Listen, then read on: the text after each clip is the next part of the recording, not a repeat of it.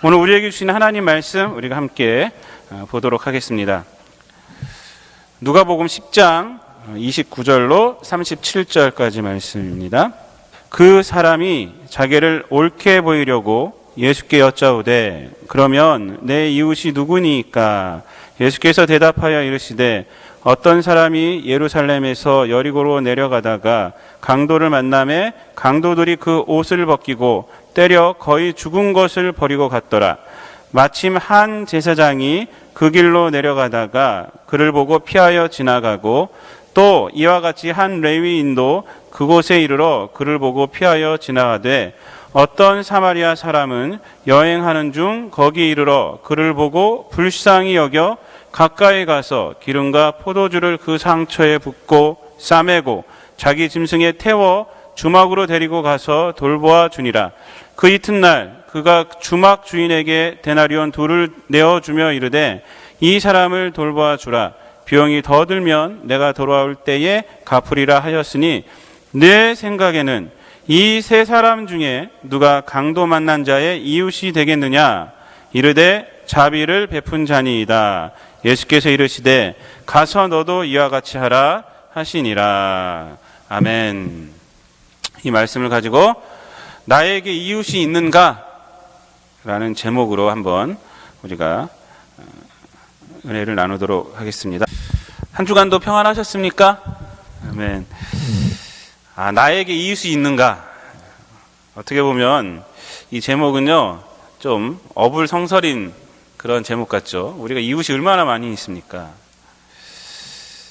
그러나 한번 우리가 정말로 나에게 이웃이 있는가 한번 생각을 해봐야 합니다. 내 이웃을 사랑하라 라는 제목의 책이 있습니다. 이 책은 88년도 서울 올림픽이 끝난 후에 우리들에게도 익숙했던 그 카피 문구가 있어요. 한국은 샴페인을 너무 일찍이 터뜨렸다라는 기사를 썼던 사람이 있습니다. 워싱턴 포스트지의 피터 마스라는 사람입니다. 이 피터 마스라는 사람이 지은 책이에요. 내 이웃을 사랑하라. 이 책의 내용은 뭐냐면 1992년부터 1995년도 그 발칼 반도에서 있었던 그 무슬림기인 그 보스니아와 또 기독교계였던 세르비아의 전쟁을 이 사람이 취재하러 갔다가 거기서 이제 들은 것들 또 자기가 본 것들을 엮은 것이 바로 이 내 이웃을 사랑하라 라는 책이에요. 여러분들 잘 아시겠지만 1992년도에 이 보스니아와 이 세르비아계의 그 내전, 전쟁이라고 할까요? 보스니아계가 일방적으로 당한 거죠. 이건요, 세계에서 지금 있을 수 없는 굉장히 충격을 줬던 그런 사건입니다. 정치적인 야욕을 위해서 종교라는 이름을 앞세워서 그때 인종 청소를 한 거예요. 기독교인들이 이슬람계인. 근데 왜 충격을 줬었냐면 21세기를 목전에 두고 있는 시대예요. 1992년이면요. 옛날 시대가 아닙니다. 중세시대 이런 시대가 아니에요. 근데 21세기를 목전에 두고 있던 이 세계에서 거실에서는 TV가 웅장하게 울리고 소니 TV를 보고 이런 시대에서 중세시대에 있었던 이런 종교전쟁 같은 것이 일어났던 것이에요. 이 전쟁으로 인해서 그 보스니아인들이 200만 명 정도 죽었다 합니다. 그때 200만 명. 그러니까 얼마나 끔찍한 일입니까? 이 전쟁을 주관했던 그 세르비아의 대통령 밀로세비치는요, 전범으로 그 이후에 체포가 됩니다. 체포가 돼서 국제사법재판소에서 잡혀 있다가 2006년도에 감옥에서 죽음을 맞아요. 옥사오가 말았어요. 모든 전쟁이 다 비참하지 않습니까? 근데 이 피터 마스는요, 특별히 이 전쟁이 주는 당혹스러움을 이 책에서 이렇게 말하고 있어요. 마을 사람 친구였던, 같은 마을 사람들이었던 이런 사람들이 세르비아 사람들에게 살해가 됐다. 바로 전에 가을만 해도 서로 도와주며 추수를 했던 사람들이다.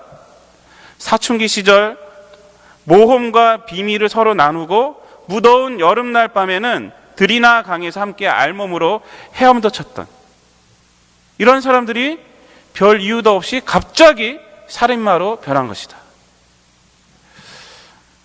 어떻게 어느 날 아침 갑자기 이웃 사람에게 총질을 하고 그것도 모자라 그 아내까지 성폭행을 하고 어떻게 이웃을 사랑하라는 계율이 아예 없다는 듯이 완전히 잊어버릴 수 있다는 말인가? 라고 이 피터 마스라는 사람이 그 책에서 말을 하고 있어요.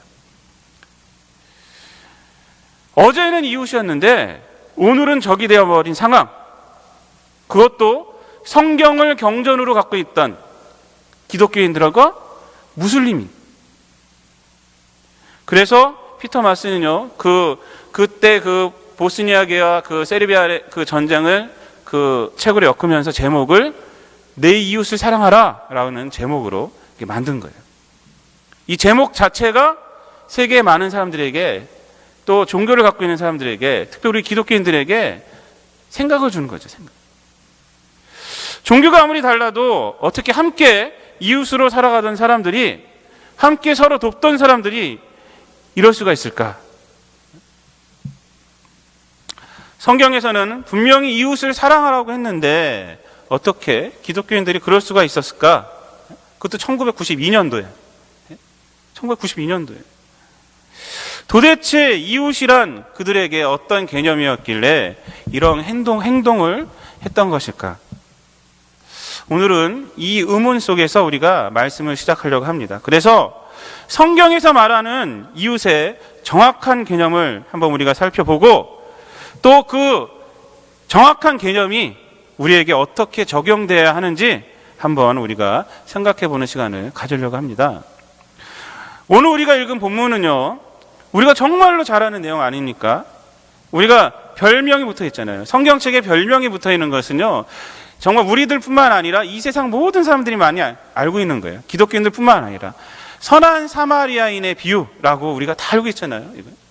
어렸을 때 연극도 많이 했습니다. 이거 갖고 연극도 많이 하고요. 수련회 같은 데 가면은 중고등부 시절에 단골로 나오던 그런 대본이 바로 이 선한 사마리아인의 비유예요.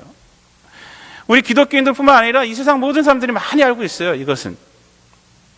근데 이 본문의 전체는요, 사실 25절부터 이제 시작이 되는데, 전체는 어떻게 구성이 되었냐면 율법서에 두 가지 질문으로 되어 있습니다. 첫 번째 질문은 뭐냐면, 선생님, 내가 무엇을 해야 영생을 얻을 수 있겠습니까? 라는 질문이고, 두 번째 질문이 바로 오늘 우리가 본문으로 삼은 바로 그 질문입니다. 두 번째 질문은 뭐죠? 29절 말씀에 보면은 내 이웃이 누굽니까? 라는 질문이에요. 내 이웃이 누굽니까? 그리고 그 질문에 대한 답이 바로 이 선한 사마리아인의 비유라는 것이에요. 그 답이. 그런데 성경을 보면 이 율법사가 예수님께 질문을 하는 이유를 밝히고 있습니다. 그 이유가 뭐냐면 29절 말씀이 이렇게 나타나고 있죠. 자기를 옳게 보이려고 라고 해요. 예수님께 왜 이웃에 대해서 물어봤느냐? 자기를 옳게 보이려고, 자기를 옳게 보이기 위해서 내 이웃이 누구입니까? 라고 예수님께 질문을 했다는 것입니다. 이 사람의 질문을 통해서 우리가 이 사람의 생각을 알 수가 있고 이 사람의 삶에 무슨 생각을 하고 살아가는지를 우리가 추측할 수가 있어요. 이 사람에게 이웃의 의미는 무엇이냐? 자기를 옳게 보이게 하는 존재가 이웃이라는 거예요. 이 사람이 율법을 지키는 이유가 뭐냐? 그러면 자기를 옳게 나타나게 하는 것 이유예요. 이 사람이 율법사잖아요. 그래서 다른 사람에게 율법을 가르칩니다. 다른 사람에게 율법을 가르치는 이유가 뭐냐? 자기를 세상에 옳게 보이기 위하는 거예요. 이 사람의 중요한 삶의 원칙은 뭐냐? 자기를 옳게 보이게 하는 것이 바로 이 사람의 삶의 원칙이라는 것을 우리가 추측할 수가 있어요. 그렇다면 이 사람이 질문을 했습니다. 예수님께 질문을 했는데 자기 원하는 답이 있었겠습니까? 없었겠습니까? 자기가 원하는 답을 갖고 있던 사람이에요. 자기가 원하는 답을. 그리고 예수님께서 자기가 원하는 답을 말해주기를 원했던 거예요. 그 답을. 마치 아이들이요, 부모님들에게 칭찬받을 일을 한 후에 뭐라고 말합니까? 이거 누가 할게? 이런다고요. 네? 누가 할게? 그래. 네? 그런 심정으로 예수님께 말을 한 거예요. 그런데 예수님은요, 이 사람의 질문에 답을 안 합니다. 답을 안 해주고요. 바로 선한 사마리아인의 비유라는 이 예화로 들어갑니다. 예화로 들어가서 뭐를 해주니까? 오히려 그에게 질문을 해요. 질문을. 선한 사마리아인의 비유, 이거 우리 잘 알고 있잖아요. 어떤 사람이 예루살렘에서 여리고로 내려가다가, 예루살렘이요 지대가 높아요. 여리고는 그 해수면 바로 밑이에요. 더. 그래서 내려가는 게 맞습니다. 그래서 내려가다가 강도를 만나요.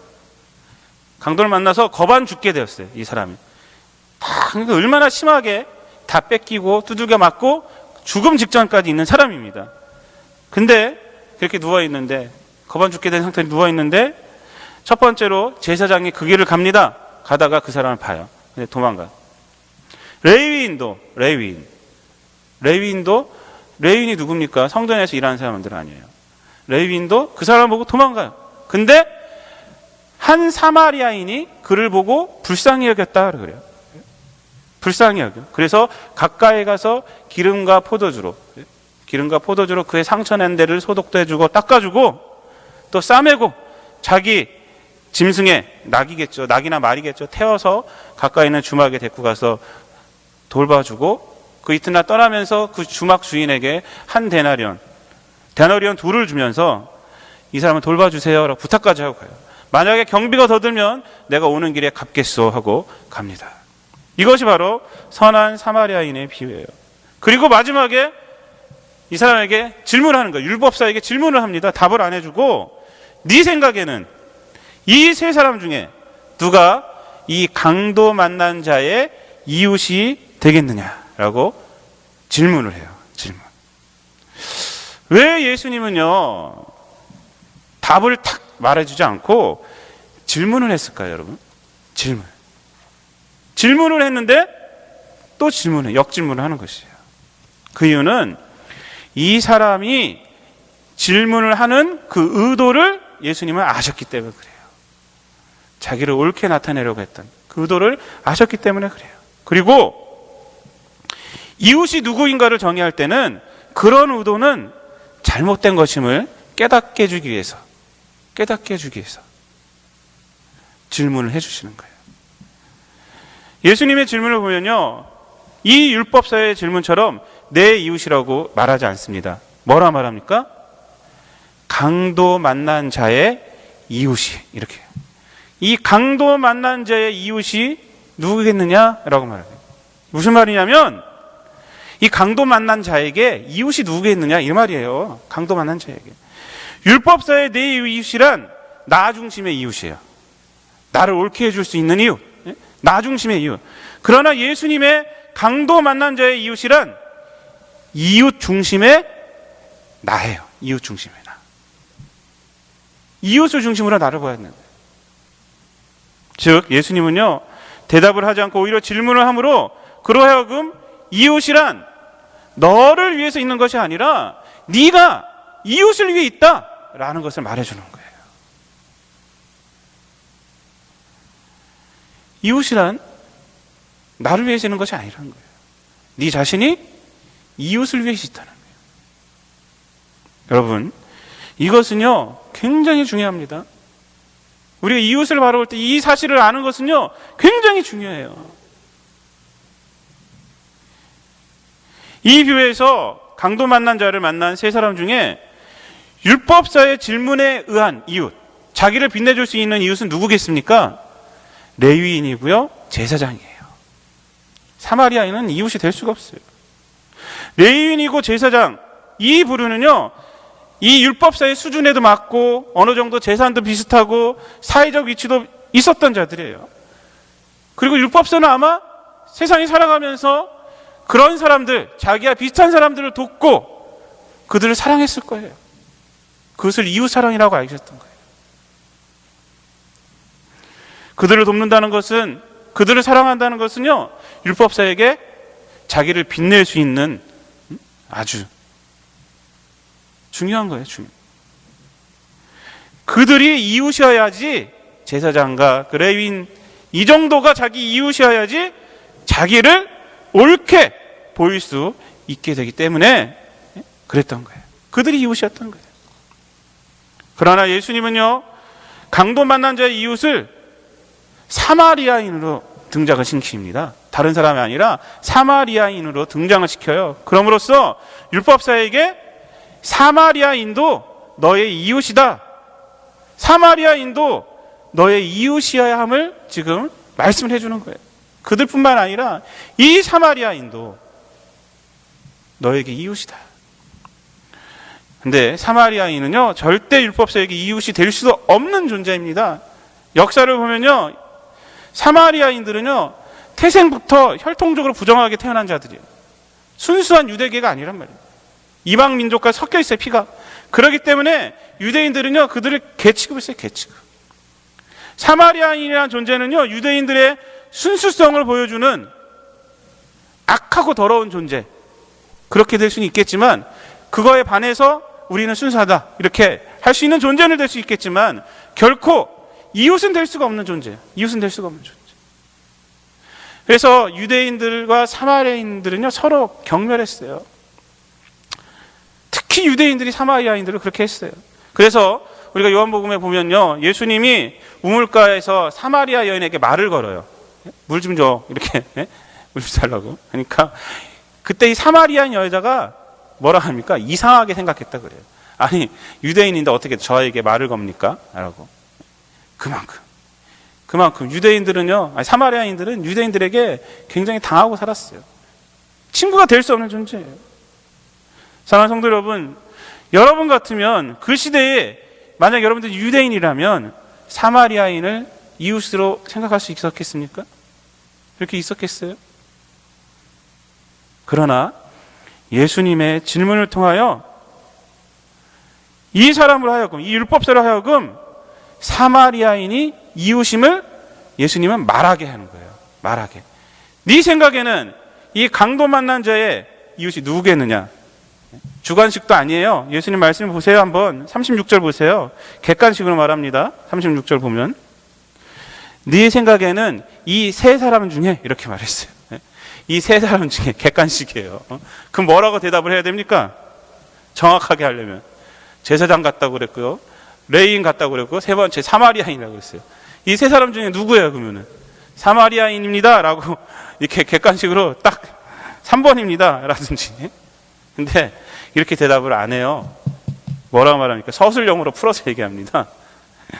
37절에 보면요, 이르되 자비를 베푼 자입니다, 이렇게 말해요. 자비를 베푼 자다.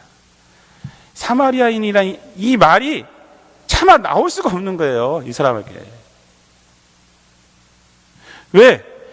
사마리아인이 이웃이라는 건 인정할 수가 없는 거예요. 그러나 예수님은 그의 대답을 듣고 이렇게 대답합니다. 너도 이와 같이 해라. 가서 너도 이와 같이 이 비유에 나온 사마리아인처럼 해라. 예수님의 이 말씀의 의미는 이런 것입니다. 사마리아인이 생전 처음 본 사람이며 또 도움 대가를 받을 수도 없는 자인 이 강도 만난 자를 도운 것처럼 너도 이 사람 저 사람 따지지 말고 또 이 사람을 도우면 나에게 어떤 이익이 되리라 이런 생각도 말고 가서 선행을 해라는 거예요. 그것이 바로 이웃을 내 몸과 같이 사랑하라라는 율법이라고. 결국 이웃이란 나를 옳게 하기 위하여, 나를 위하여 있는 것이 아니라 네가 이웃을 위하여 있는 것임을 지금 이 비유를 통해서 그 사람에게 말해줍니다. 저는 말씀을 준비하면서 이 제목을, 오늘 설교 제목, 이 질문을 했어요. 정말 나에게 이웃이 있는가? 정말 나에게 이웃이 있는가? 여러분들에게 이웃이 있습니까, 여러분? 우리는요, 너무도 나누기를 좋아합니다. 인종으로 나누고, 가진 것으로 나누고, 배운 것으로 나누고, 출신으로 나누고, 학교로 나누고, 종교로 나누고, 나가서 교회로 나누고, 교회. 그리고 이렇게 나누면서 자기 편을 만듭니다, 자기 편. 그리고 그 자기 편을 이웃이라고 생각해요. 자기 편이어야 되는 거 이웃이다 라고 생각합니다. 자기 편을. 그러나 그런 이웃 개념은요, 예수님이 말하는 이웃 개념이 아니에요. 그런 이웃 개념은 자기를 옳게 보이려고 그러면 내 이웃이 누구입니까? 라고 말하는 이 율법서와 같은 태도일 뿐입니다. 이런 이웃 개념은요, 절대로 사랑의 열매를 맺을 수가 없어요. 맺을 수가. 오히려 인간의 집단 이기주의로 변하게 되는 겁니다. 보스니아, 세르비아 이 전쟁이 바로 이런 생각의 결과입니다. 자기를 옳게 보이는 사람들이 모였기에 옳다는 확신으로 인종청소는 해야 된다는 거예요. 그래서 200만 명이나 된 사람들을 학살을 합니다. 자기는 옳기 때문에. 여러분, 인간이 가장 잔인하게 되는 것이요, 언제인지 아십니까? 자기가 옳다는 확신 속에 있을 때. 그때 행동합니다. 명분이 설 때 사람은요, 명분이 있는 행동할 때는 주저함이 없어요. 주저함. 우리가 오늘 말씀을 통해서 이웃이 자기를 옳게 보이게 한 존재, 나를 위해서 있는 존재가 아니라는 것을 우리가 깨달아야 합니다. 이웃은 나를 위해 있는 존재가 아니라 내가 이웃을 위해 있는 존재다라는 생각이 있어야 됩니다. 이웃은 우리가 사랑을 베풀 대상입니다. 그러므로 우리에게 이웃은요, 모든 사람이에요. 모든 사람. 배운 것으로, 가진 것으로 이웃을 나누면 안 됩니다. 피부 색깔로 이웃을 나누면 안 돼요. 언어로 이웃을 나누면 안 됩니다. 종교로 이웃을 나누면 안 돼요. 역사를 보면요, 종교로 이웃을 나눴을 때가 가장 무서웠어요. 가장 무서웠어요.